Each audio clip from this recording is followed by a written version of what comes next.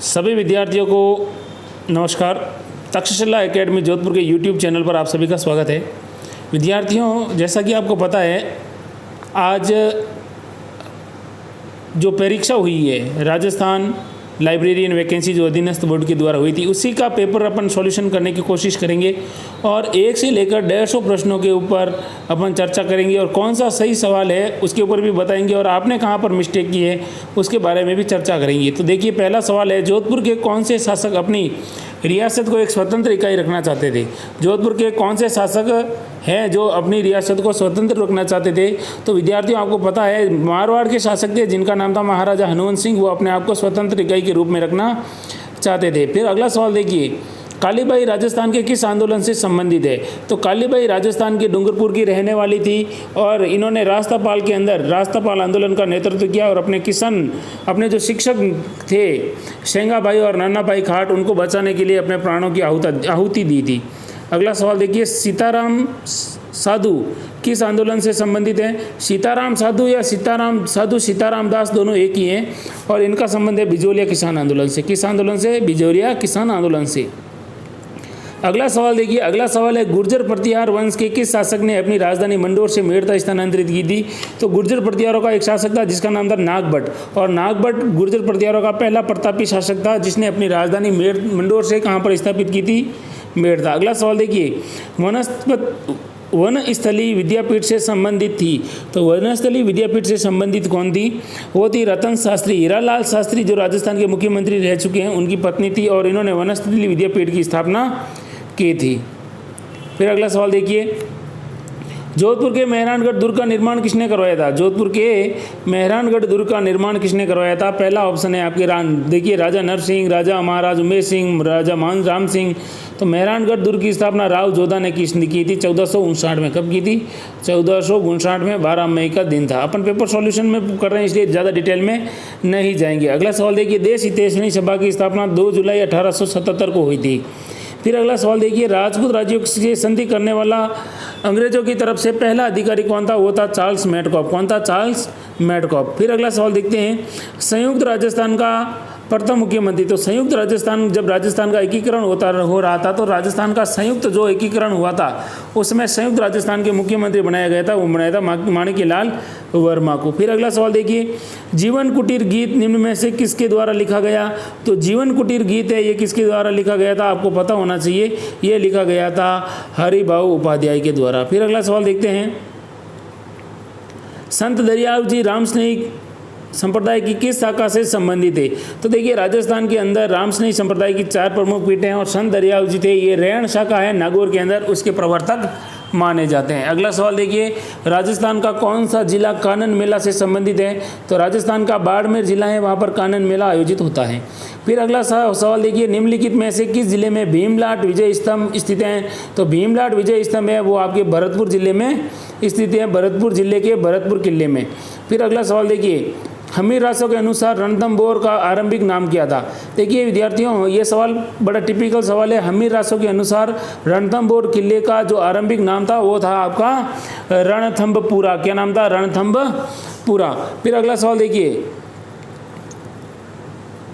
कौन से political agent Jodhpur में 1857 के विप्लव में मारे गए थे? 1857 में आपको पता है मैकमेसन जो मारे गए थे आहुआ के शासक कुशाल सिंह के विरुद्ध लड़ते हुए। अगला सवाल देखिए, सामूगढ़ के युद्ध में दारा की पराजय का समाचार मिलते ही किस राजपूत शासक ने औरंगजेब की अधीनता स्वीकार की थी? तो वो की थी महाराजा जसवंत सिंह ने। अगला सवाल देखते हैं, और अगला सवाल देखिए आपकी स्क्रीन पर, खेजड़ी का पेड़ संबंधित हैं। तो खेजड़ी का पेड़ संबंधित है वो है गोगा जी से। गाँव गाँव गोगो, गाँव गाँव खेजड़ी, गाँव गाँव गोगो, ऐसी कहावत है। मेवाती बोली अलवर में बोली जाती है। फिर अगला सवाल है, किस त्यौहार पर घूमर नृत्य का आयोजन होता है? तो जो घूमर नृत्य है उसका आयोजन होता है आपके गणगौर के दिन। कब होता है? गणगौर के दिन। अगला सवाल देखिए, गणेश्वर सभ्यता का किस काल से संबंधित है? गणेश्वर सभ्यता है ताम्रकांस्य युग से संबंधित है। फिर अगला सवाल देखिए, राज प्रशस्ति की रचना किसने की थी? तो ये राज प्रशस्ति है, इसकी रचना किसने की थी? इसकी रचना की थी रणछोड़ भट्ट ने। फिर अगला सवाल देखिए, अली बख्शी ख्याल राजस्थान के कौन से क्षेत्र में प्रचलित लोक नाट्य शैली है? अली बख्शी, जिसके प्रवर्तक अली बख्श थे, ये अलवर की प्रसिद्ध है। अगला सवाल देखिए, मूसी महारानी की छतरी अलवर के अंदर स्थित है, आपको पता होना चाहिए। फिर है, जयपुर चित्रकला का स्वर्ण काल किस शासक का काल माना जाता है? तो जयपुर के शासक सवाई प्रताप सिंह का काल जयपुर चित्रकला का स्वर्ण काल कहलाता है। अगला सवाल देखते हैं अपन। और अगला सवाल देखिए, निम्नलिखित में से कौन सा राष्ट्रीय पार्क या वन्य जीव अभ्यारण्य सबसे बड़ा है? तो राजस्थान में सबसे बड़ा अभ्यारण्य है, जो ऑप्शन के आधार पर पूछा गया है, वो बन रहा है कुंभलगढ़, जो भेड़ियों के लिए जाना जाता है। सरिस का अभ्यारण्य है वो छोटा है, फुलवारी की नाल उदयपुर में, केला देवी अभ्यारण्य करौली में है। भीखाबाई सागवाड़ा नहर राजस्थान में सर्वाधिक लाभान्वित जिला है, जिसका नाम है डूंगरपुर। फिर है, राजस्थान में सर्वाधिक फेल्सपार का उत्पादक जिला है, वो है अजमेर। फेल्सपार कहाँ होता है? अजमेर में होता है। फिर अगला सवाल देखिए, राजस्थान में भेड़ प्रजनन केंद्र कौन से स्थान पर स्थित है? तो भेड़ प्रजनन केंद्र है, आपको पता है, अविका नगर या अंबिका नगर है, जो टोंक जिले में स्थित है।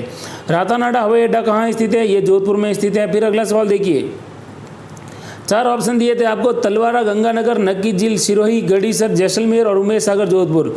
तो विद्यार्थियों, तलवाड़ा है वो बाड़मेर में है, ना कि गंगानगर में है। फिर अगला सवाल पढ़ते हैं, और अगला सवाल देखिए क्या है आपकी स्क्रीन पर। अगला सवाल है, बसंतरा की पहाड़ियाँ कौन से जिले में है?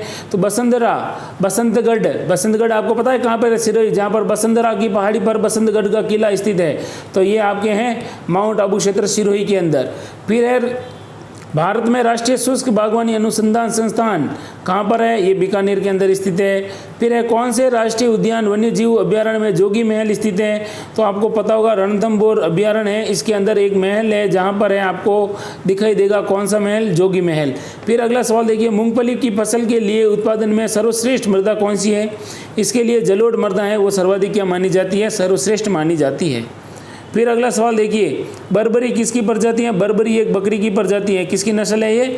बकरी की प्रजाति है। फिर अगला सवाल देखिए, फेल्सपार खनिज किस चट्टानों से प्राप्त होता है? फेल्सपार होता है ये पेग्माइट चट्टानों से प्राप्त होता है, लहरदार मोड़ में पाया जाता है।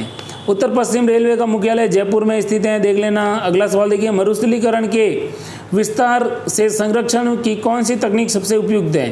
तो देखिए, मरुस्थलीकरण के विस्तार को रोकने के लिए सबसे उपयुक्त जो इसमें सवाल पूछा है, तो इसमें सबसे उपयुक्त देखिए वात रोधी वृक्षारोपण पट्टी है। कैसे? देखिए, अगर आपने पेड़ लगा दिए इस तरह से लाइन में, ठीक है, तो यहाँ पर लाइन में जब इस तरह से पेड़ होंगे, तो इस पेड़ से यहाँ से जो मरुस्थल की जो रेत आ रही है वो यहाँ पर आके क्या हो जाएगी? पेड़ों के कारण पेड़ों की जड़ों में और पेड़ों के नीचे क्या हो जाएगी? जम जाएगी, और ये क्या कहाँ नहीं बढ़ पाएगी? आगे नहीं बढ़ पाएगी। इसलिए ये क्या होती है? मरुस्थल के विस्तार से संरक्षण के लिए ये सबसे उपयुक्त तकनीक मानी गई है। फिर अगला देखिए, राष्ट्रीय मरु उद्यान राजस्थान को किस नाम से जाना जाता है? तो राष्ट्रीय मरु उद्यान आप लोगों को पता है कहाँ पर है? जैसलमेर के अंदर है। और यहाँ पर क्या मिला है? तो आपको पता है यहाँ पर जीवाश्म पार्क भी मिले थे, इसीलिए इसको फॉसिल पार्क भी कहा जाता है या जीवाश्म पार्क भी कहा जाता है। फिर अगला सवाल देखिए, कौन सा सुमेलित नहीं है? लूणी की सहायक सुकड़ी है, चंबल की बनास है, बनास की बेड़च है, लेकिन माही की साबरमती नहीं है। फिर अगला सवाल देखते हैं, और अगला सवाल आपकी स्क्रीन पर देखिए, अर्धशुष्क क्या लिखा हुआ है? अर्धशुष्क मैदानी कृषि जलवायु उपखंड में सम्मिलित जिले हैं। तो अर्धशुष्क मैदानी कृषि जलवायु उपखंड में जो सम्मिलित जिले हैं उसमें जयपुर है, अजमेर है, टोंक है और दौसा है। फिर है, गजनेर लिफ्ट नहर का नाम क्या है? गजनेर लिफ्ट नहर का नाम आपको पता होना चाहिए क्या है? इसका नाम है पन्नालाल बारूपाल लिफ्ट नहर, जो बीकानेर के अंदर है। राजस्थान के आंतरिक अफवाह तंत्र में निम्न में से कौन सी नदी सम्मिलित नहीं है? देखिए, घग्गर है, ठीक है, और घग्गर का उपनाम है सोता या सोतर, तो ये एक ही हो गया। फिर है, काकनी जैसलमेर में बहती है, जिसको मसूरदी कहा जाता है, तो इसका राइट आंसर बन रहा है वो है जाखम, प्रतापगढ़ से बहती है, और ये राजस्थान की आंतरिक नदी नहीं है। आगे देखिए, निम्नलिखित में से कौन सी सिंचाई परियोजना सबसे पुरानी है? तो सर राजस्थान में सबसे पुरानी गंग नहर सिंचाई परियोजना जो 1927 से चल रही है। फिर अगला सवाल देखते हैं। सवाल देखिए, राजस्थान का दक्षिणतम अक्षांश क्या है? तो 23 डिग्री 30 मिनट दक्षिणतम अक्षांश है, जो राजस्थान का क्या है? दक्षिणतम अक्षांश है। फिर अगला सवाल देखिए, निम्न में से कौन सा समतल उच्च मैदान हेरोन महोदय द्वारा तृतीय पेनिप्लेन के रूप में जाना जाता है? तो ये देखिए, बनास का बैसान है जो है समतल मैदान है, इसको पेरिप्लेन या फिर तृतीय पेरिप्लेन कहा था। वो किसने कहा था? हेरोन महोदय ने कहा था। फिर अगला सवाल देखिए, जून जुलाई में राजस्थान में सर्वाधिक धूलभरी आंधियाँ गंगानगर में बहती है, ध्यान रखना। फिर अगला सवाल देखिए, राजस्थान के नागौर, पाली, राजस्थान के नागौर, पाली, जोधपुर और बाड़मेर जिलों में मुख्य रूप से कौन सी मिट्टी पाई जाती है? तो बलुई मिट्टी, मरुस्थली मृदा पाई जाती है। फिर अगला सवाल देखिए, नर्मदा योजना से सर्वाधिक लाभान्वित जिला कौन सा है? बाड़मेर। कौन सा है? बाड़मेर है। अगला सवाल देखते हैं, और अगला सवाल आपकी स्क्रीन पर देखिए। अब बात कर रहे हैं लाइब्रेरियन की। किसकी बात कर रहे हैं? लाइब्रेरियन की। और लाइब्रेरियन के महत्वपूर्ण प्रश्नों के ऊपर अपन क्या करने वाले हैं? चर्चा करने वाले हैं। तो एक बार फिर अपन देखते हैं। देखिए पहला सवाल, एक विशिष्ट विषय अथवा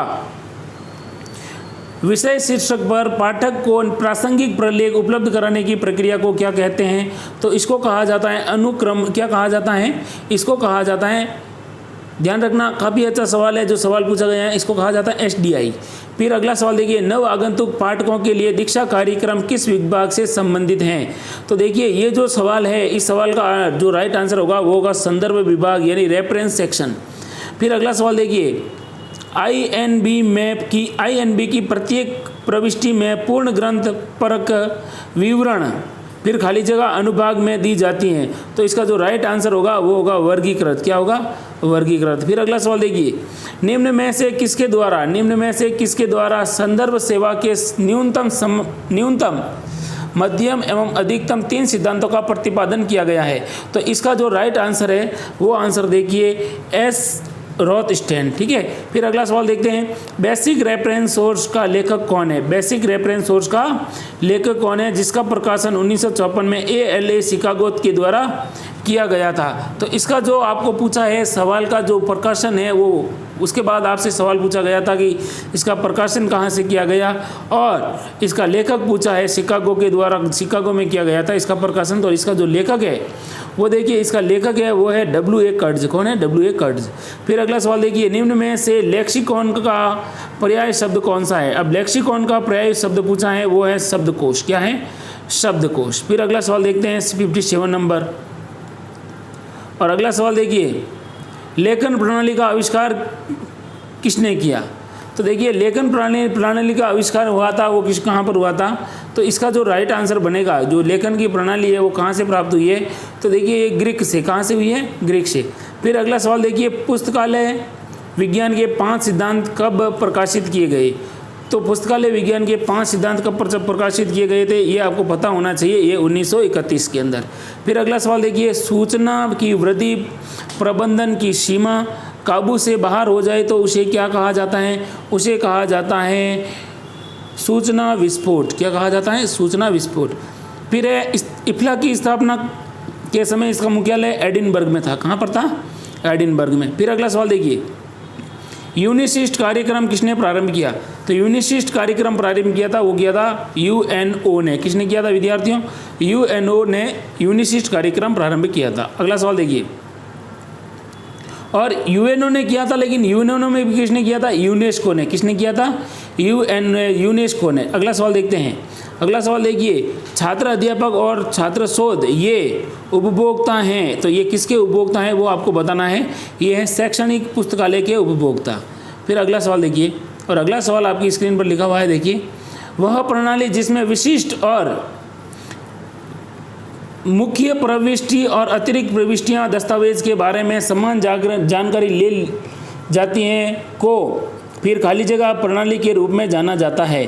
तो इसका जो राइट आंसर बनेगा वो क्या बन रहा है? देखिए ऑप्शन में है आपका D राइट, एकल विचार। फिर अगला एकल पत्रक। क्या है? एकल पत्रक। क्या होगा इसका? एकल पत्रक। फिर अगला सवाल देखिए, दस्ता संबंध 2 या 2 से अधिक विषय और फिर खाली जगह के साथ संयोजन है। तो देखिए इसका जो राइट आंसर बन रहा है वो बन रहा है एकल विचार। क्या सवाल बन रहा है? दस्ता संबंध में 2 या 2 से अधिक विषय और एकल विचार के साथ संयोजन है।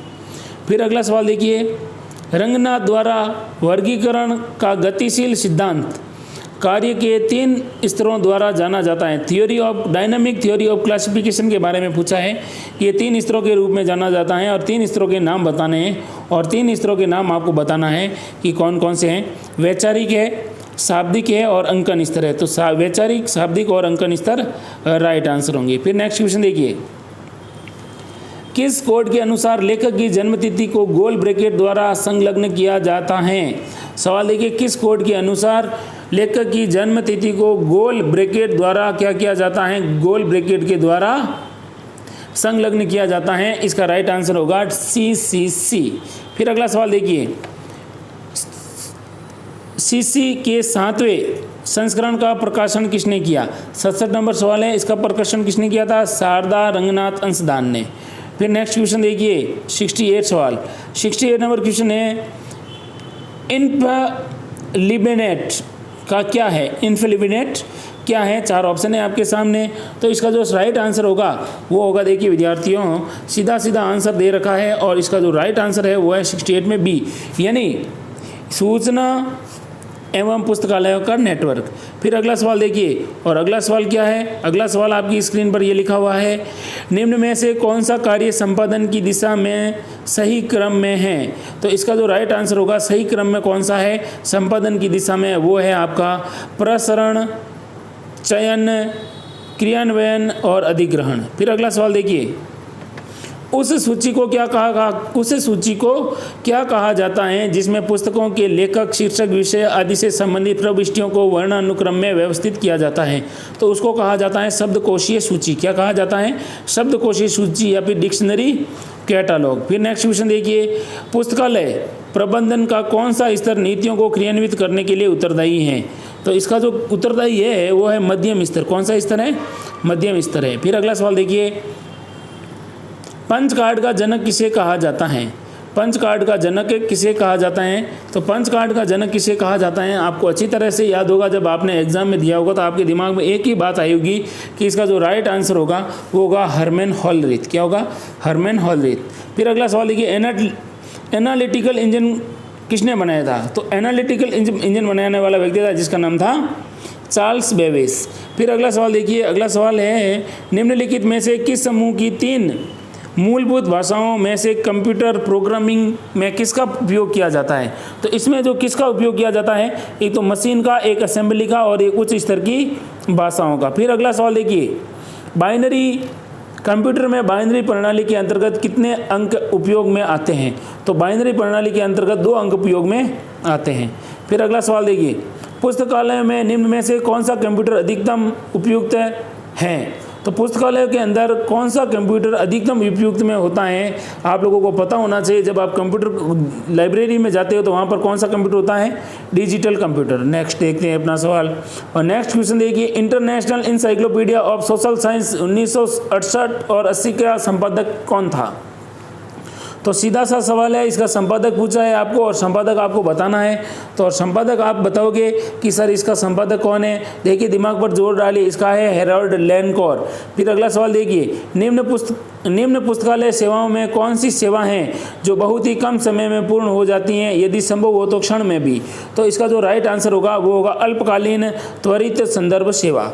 फिर अगला सवाल देखिए, समाचार पत्रों की कतरन, समाचार पत्रों की जो कतरन होती है उसका फिर खाली जगह दिखा है, सूचना सेवा का एक प्रकार है। तो ये किसका प्रकार है? अग्रिम सेवा का एक प्रकार है। फिर अगला सवाल देखिए, फाइल प्रसारित करने के उद्देश्य से एक कंप्यूटर द्वारा एक नेटवर्क को अन्य नेट से जोड़ने को क्या कहा जाता है? इसको क्या कहा जाता है? सुपरवे। क्या कहा जाता है? सॉरी, इसको कहा जाता है गेटवे। क्या कहा जाता है? गेटवे कहा जाता है।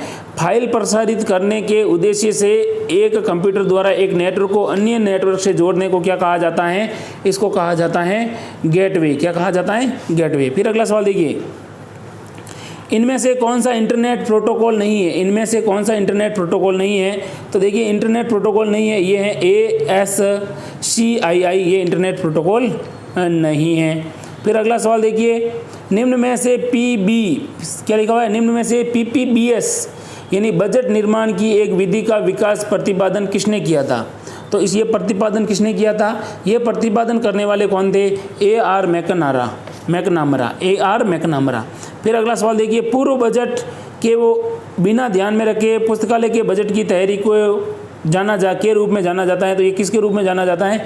ये शून्य आधारित बजट के रूप में जाना जाता है। फिर अगला देखिए, पुस्तकालय में मुख्य रिकॉर्ड क्या है? तो पुस्तकालय के अंदर जो मुख्य रिकॉर्ड है वो क्या है? परिग्रहण पंजिका। परिग्रहण पंजिका मतलब होता है एसेशन रजिस्टर। फिर अगला सवाल देखिए, फुल फॉर्म ऑफ ICOLC। तो ICOLC का जो फुल फॉर्म है वो आपको बताना है। तो इसकी जो फुल फॉर्म है, देखिए काफ़ी अच्छा सवाल है, इसकी फुल फॉर्म पूछी है इंटरनेशनल कोएलिशन ऑफ लाइब्रेरी कॉन्सोर्टिया, ठीक है। फिर नेक्स्ट क्वेश्चन देखिए, निम्नलिखित में से कौन सा संक्षिप्त शब्द वैज्ञानिक प्रबंधन कार्यात्मक तत्वों को बतलाता है? तो कौन सा बतलाता है? ये बताता है। देखिए विद्यार्थियों, सवाल काफ़ी अच्छा है और सवाल देखिए वापस बता रहा हूँ, आप कंफ्यूज नहीं होगे। निम्नलिखित में से कौन सा संक्षिप्त शब्द वैज्ञानिक प्रबंधन कार्यात्मक तत्वों को बतलाता है? तो ये कौन बतलाता है? POSDCORB। नेक्स्ट क्वेश्चन देखते हैं, पुस्तकालय विज्ञान में मूल्यांकन पद से तात्पर्य है। तो इसका तात्पर्य है संचालन एवं सेवाओं में सुधार के साधन, ठीक है। नेक्स्ट क्वेश्चन देखिए, उपयोगकर्ताओं और प्रलेखों के अलावा पुस्तकालय में तीसरा महत्वपूर्ण क्या है? तो देखिए इसमें तीसरा महत्वपूर्ण है वो कर्मचारी है। बिब्लियोग्राफी और बिब्लियोग्राफिक्स निम्न में से किस प्रकार की सूचना स्रोत हैं? तो बिब्लियोग्राफी और बिब्लियोग्राफी से ये किस प्रकार की सूचना है? ये तृतीयक है। नेक्स्ट क्वेश्चन देखिए, गजट निम्न में से किस प्रकार की सूचना देते हैं? तो गजट किस प्रकार की सूचना देते हैं? ये सरकारी आदेश और सूचना प्रदान करते हैं। फिर नेक्स्ट क्वेश्चन देखते हैं, उस रेडी रेफरेंस स्रोत को क्या कहा जाता है जिसे किसी व्यावसायिक कला या अध्ययन में मार्गदर्शन के लिए संदर्भित किया जाता है? तो उसे क्या कहा जाता है? आपको पता होना चाहिए, वार्षिक ग्रंथ कहा जाता है। क्या कहा जाता है? वार्षिक ग्रंथ। फिर नेक्स्ट क्वेश्चन देखिए, DDC क्या लिखा हुआ है? DDC 19वां एडिशन इज ए स्कीम, यानी DDC का 19वां संस्करण पद्धति है। इसके बारे में पूछा है कि ये पद्धति है, इस पद्धति के बारे में बताना है आपको कि ये क्या है, लगभग क्या है, परिगणनात्मक है। फिर अगला देखिए, श्रृंखला पद्धति में योजक चिन्ह, श्रृंखला पद्धति में योजक चिन्ह है, ये क्या करते हैं? मिथ्या कड़ी को प्रदर्शित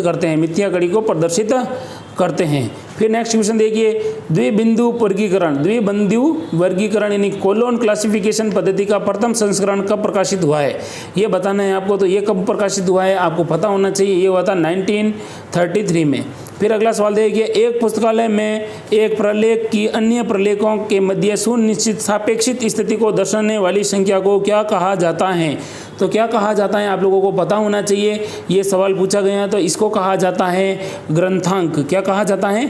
ग्रंथांक कहा जाता है। फिर अगला सवाल देखिए, कैटलॉग कार्ड का प्रमाणिक आकार क्या है? तो कैटलॉग कार्ड है, इसका जो प्रमाणिक आकार पूछे, और ये जो सवाल है ये काफ़ी अच्छा सवाल है। इसका जो राइट आंसर होगा 12.5 × 7.5 CMS यानी सेंटीमीटर्स।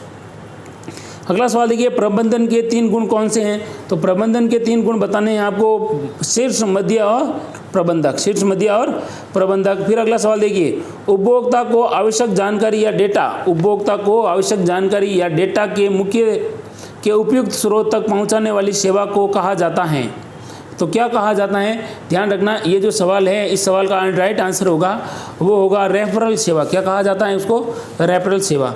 फिर अगला सवाल देखिए, और अगला सवाल है, आमतौर पर सूचना स्रोतों को मुख्य रूप से 2 श्रेणियों में विभाजित किया जाता है। एक तो वृत्तचित्र और एक होता है गैर मुद्रित। एक वृत्तचित्र और दूसरा गैर मुद्रित। फिर नेक्स्ट क्वेश्चन देखिए, 100 किसने एक पंचांग सूचना कोश को देशों, व्यक्तियों, घटनाओं, विषयों और इसी तरह से संबंधित उपयोगी आंकड़ों और आंकड़ों के संग्रह के रूप में परिभाषित किया है? तो ये किसने किया है आप लोगों को पता होना चाहिए। ये जो करने वाले व्यक्ति थे कोई और नहीं थे, आपके एग्जाम में पूछा गया सवाल है और रिपीट सवाल है। कौन थे? R.R. बॉकर। क्या कौन थे? R.R. बॉकर। फिर अगला सवाल देखिए, CAS सेवा की किस श्रेणी में आता है?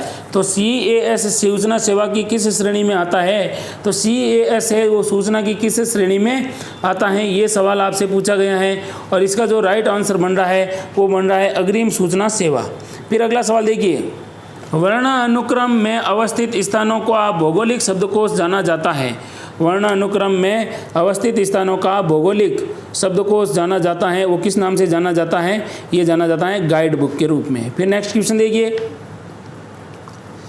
OSI का पूरा नाम पूछा है। OSI का पूरा नाम बताना है आपको। तो देखिए इसका होता है पूरा नाम ओपन सोर्स इंटरैक्शन। फिर अगला सवाल देखिए, बेबेज ने विश्लेषणात्मक इंजन प्रस्तावित किया था? तो ये कब किया था? ये किया था 1835 में। फिर नेक्स्ट क्वेश्चन देखिए, RAM of computer is the, RAM of computer is the, RAM है वो कंप्यूटर की क्या है? देखिए रैम है ये कंप्यूटर की सेकेंड मेमोरी है, यानी द्वितीय मेमोरी है। फिर अगला सवाल देखते हैं, अगला सवाल देखते हैं, कंप्यूटर किसके लिए प्रयोग किया जाता है? कंप्यूटर किसके लिए प्रयोग किया जाता है? कंप्यूटिंग के लिए किया जाता है, प्रलेखों के संग्रहण में किया जाता है, और वर्ड प्रोसेसिंग के लिए किया जाता है, यानी सभी के लिए किया जाता है। फिर अगला सवाल देखिए, निम्न में से कंप्यूटर का हृदय किसे कहा जाता है? तो कंप्यूटर का हृदय पूछा है, और कंप्यूटर का हृदय किसे कहा जाता है ये पूछा सवाल है। तो देखिए कंप्यूटर का हृदय कहा जाता है CPU, यानी सेंट्रल प्रोसेसिंग यूनिट, इसको कंप्यूटर का हृदय कहा जाता है, या फिर इसको कहा जाता है कंप्यूटर का मस्तिष्क और कंप्यूटर का हृदय। फिर अगला सवाल देखिए, निम्न में से किस समूह में ई शोध सिंधु कंसोर्शिया का निर्माण हुआ है?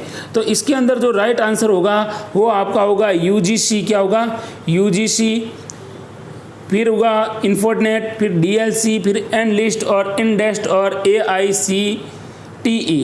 फिर नेक्स्ट क्वेश्चन देखते हैं, और नेक्स्ट क्वेश्चन क्या है आपकी स्क्रीन पर देखिए, वर्चुअल लाइब्रेरी निम्न में से किसका निष्कर्ष है? तो वर्चुअल लाइब्रेरी है वो किसका निष्कर्ष है वो आपको बताना है। तो वर्चुअल लाइब्रेरी है वो है आपका वर्चुअल दक्षता का।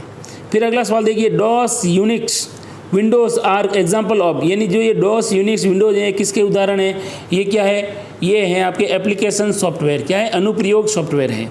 अगला सवाल देखिए, पुस्तकालय में कार्यों, गतिविधियों और सेवाओं में कंप्यूटर का उपयोग करने की अवस्था को क्या कहा जाता है? तो इसको क्या कहा जाता है आपको पता होना चाहिए। इसको कहा जाता है पुस्तकालय स्वचालन, पुस्तकालय स्वचालन। फिर अगला सवाल देखिए, ओपेक का पूरा नाम क्या है? OPAC का पूरा नाम पूछा है, और OPAC का पूरा नाम देखिए, पूरा नाम है आपको याद रखना है online public access catalogue, online public access catalogue. फिर अगला सवाल देखिए, ऑनलाइन एडिशन ऑफ DDC, यानी DDC ऑनलाइन संस्करण, DDC का ऑनलाइन संस्करण कौन सा है? तो DDC का ऑनलाइन संस्करण बताना था आपको, और ये कौन सा है? ये आपका 23वां संस्करण है। फिर अगला सवाल देखिए, MBO का पूरा नाम क्या है? तो MBO का पूरा नाम है आपके management by objectives, management by objectives. फिर अगला सवाल देखिए, पुस्तकालय विज्ञान के कौन से नियम के अनुसार यह कहा गया है कि पुस्तकालय बढ़ता है और अंतहीन है? तो ये किस नियम में कहा गया है आपको बताना है, और ये कहा गया है पंचम नियम, यानी 5वें नियम में। फिर है शोध गंगा कोश है। शोध गंगा कोश क्या है? ये शोध गंगा कोश है, ये ई थीसिस है। क्या है? ई थीसिस। फिर अगला सवाल देखिए, मौसम विभाग द्वारा उत्पन्न जानकारी है। तो ये मौसम विभाग के द्वारा जो उत्पन्न जानकारी ये सांख्यिकी और वर्णनात्मक है। फिर अगला सवाल देखिए, विपो का पूरा नाम पूछा है। किसका नाम पूछा है? विपो का पूरा नाम क्या है? ये देखिए WIPO का पूरा नाम पूछा है, इसका है वर्ल्ड इंटेलेक्चुअल प्रॉपर्टी ऑर्गेनाइजेशन। फिर अगला सवाल पूछा है, निम्नलिखित में से कौन सा काल अनुक्रमिक क्रम में व्यवस्थित है? तो काल अनुक्रम में जो व्यवस्थित है उसके बारे में बताना है, वो है इफ्ला। तो क्या है? इफ्ला। इफ्ला के बाद में ILA, फिर यूनेस्को, फिर RRRLF। ठीक है।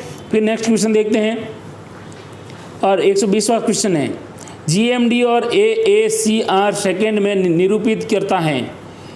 GMD को AACR सेकेंड में निरूपित करता है। तो इसका जो राइट आंसर है वो आपको बताना है किसको निरूपित करता है। ये करता है general material designation, general material designation. फिर है साधारणतया पुस्तकालय सूची है। साधारणतया पुस्तकालय सूची है, ये कैसी सूची है ये आपको बताना है। ये पुस्तकालय के पुस्तकों की सूची है। फिर अगला सवाल देखिए, निम्नलिखित में से कौन सा प्रबलता का उपसूत्र से संबंधित है? प्रबलता का उपसूत्र से संबंधित है वो आपको बताना है। ये कौन सा है? ये आपका है सूचीकरण। फिर अगला सवाल देखिए, सर्व अनुवर्ण सूची शब्दकोश में सम्मिलित की जाती है। तो इसमें क्या सम्मिलित की जाती है? इसमें सम्मिलित की जाती है वर्ण अनुक्रम में सभी प्रकार की प्रविष्टियाँ। फिर अगला सवाल देखिए, सूची का आंतरिक स्वरूप कौन सा नहीं है? सूची का आंतरिक स्वरूप कौन सा नहीं है ये बताना है आपको। वर्गीकृत सूची, वर्गीकृत सूची। फिर नेक्स्ट क्वेश्चन देखते हैं, और नेक्स्ट क्वेश्चन में देखिए, यूनिवर्सिटीज़ न्यूज़ का प्रकाशक है। तो यूनिवर्सिटी न्यूज़ का जो प्रकाशक है वो AIU है। फिर अगला सवाल देखिए, फुल फॉर्म पूछिए आपको IATLIS की फुल फॉर्म बतानी है आपको। तो इसकी फुल फॉर्म क्या है? Indian association of teachers of library and information sciences. फिर अगला सवाल देखिए, कौन से कमीशन ने महाविद्यालय के कुल बजट का 10% पुस्तकालय विकास के लिए सिफारिश की है? तो इसके लिए जो ये पुस्तकालय के 10% की सिफारिश करने वाला कौन सा आयोग है? ये कोठारी कमीशन या कोठारी आयोग है। फिर अगला सवाल देखिए, राजा राम मोहन राय लाइब्रेरी फाउंडेशन की स्थापना किसने की थी? राजा राम मोहन राय लाइब्रेरी फाउंडेशन की स्थापना किसने की है? तो ये की है डिपार्टमेंट ऑफ कल्चर, भारत सरकार। किसने की है? डिपार्टमेंट ऑफ कल्चर, भारत सरकार। फिर अगला सवाल देखिए, निम्न में से किसने कहा कि पुस्तकों की सूची वह सूची होती हैं जो किसी निश्चित योजना और उसके बाद क्या लिखा है? वह निश्चित योजना के अनुसार व्यवस्थित की जाती हैं। तो ये क्यों किसने कहा है? ये कहा है C.A. कटर ने। किसने कहा है? C.A. कटर ने। फिर देखिए अगला सवाल, और अगला सवाल लिखा हुआ है आपके, निम्न में से कौन सी सेवा के बीच समय एक महत्वपूर्ण घटक है? समय एक महत्वपूर्ण घटक है, ये है प्रस्तुत संदर्भ सेवा और दीर्घकालीन संदर्भ सेवा। फिर अगला सवाल देखिए, प्रति माह, क्या सवाल पूछा है? प्रति माह, और उसके बाद क्या पूछा है? देखिए प्रति माह के बाद में पूछा है के शोध ग्रंथ, प्रति माह के शोध ग्रंथ एक क्रमिक सूचना किस पत्रिका से प्राप्त की जाती है? तो प्रति माह के शोध ग्रंथ, ये जो क्रमिक सूचना किस पत्रिका से प्राप्त की जाती है? ये की जाती है किसे? Information today. ये किससे की जाती है? Herald of library science, Herald of library science. फिर अगला सवाल देखिए, एनल्स ऑफ लाइब्रेरी, क्या लिखा हुआ है? Annuls of library science and documentation के प्रकाशक हैं। तो इसके प्रकाशक कौन है? इसके जो प्रकाशक हैं वो है, आपको पता होना चाहिए, निष्केयर।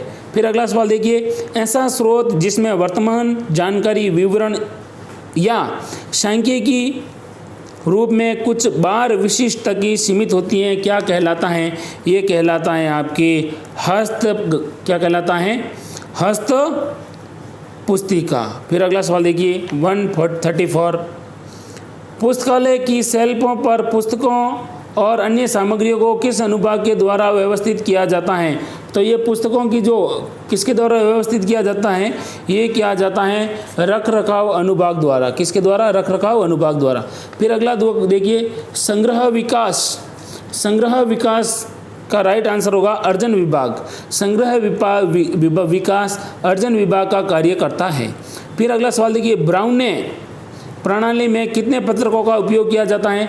तो ब्राउने प्रणाली में कितने पत्रकों का उपयोग किया जाता है? आपको पता होना चाहिए, 2 पत्रकों का। कितना? 2 पत्रकों का। अगला सवाल देखिए, फुल फॉर्म पूछिए ISBN की। तो ISBN की फुल फॉर्म क्या है? Indian standard book number, Indian standard book number. फिर अगला सवाल देखिए, संगठन के परंपरावादी या शास्त्रीय सिद्धांतों के प्रतिपादक, ये शास्त्र क्या लिखा है? संगठन के परंपरावादी शास्त्रीय सिद्धांतों के प्रतिपादक थे। अब कौन थे वो आपको बताना है, और वो कौन थे? विद्यार्थियों सवाल काफ़ी अच्छा पूछा था और रोचक सवाल पूछा था। इसके जो थे प्रतिपादक वो थे फैयोल। अगला सवाल देखिए, पुस्तकालय का बजट आगामी वर्ष के लिए तैयार किया जाता है। फिर अगला सवाल देखिए, इंटरनेट सर्वर कहलाता है। तो इंटरनेट सर्वर क्या कहलाता है? आपको पता होना चाहिए, इंटरनेट जो चलाते हैं उसका जो सर्वर है वो क्या कहलाता है? वो कहलाता है होस्ट। फिर अगला सवाल देखिए, स्कोपस है। अब सवाल पूछिए स्कोपस क्या है? तो ध्यान रखना, स्कोपस क्या है? सार और उद्धरण डाटा सेंटर है, सार और उद्धरण डाटा सेंटर है। फिर अगला सवाल देखिए, इनमें से कौन सा इनपुट नहीं है? तो देखिए प्रिंटर है, वो इनपुट डिवाइस नहीं है। फिर है, निम्नलिखित में से कौन से पुस्तकालय को इंपीरियल लाइब्रेरी के साथ सम्मिलित किया है? तो ये किसको सम्मिलित किया है? कलकत्ता पब्लिक लाइब्रेरी, कलकत्ता को। फिर अगला सवाल देखिए, निम्न में से कौन सी इंटरनेट की एक महत्वपूर्ण सेवा है?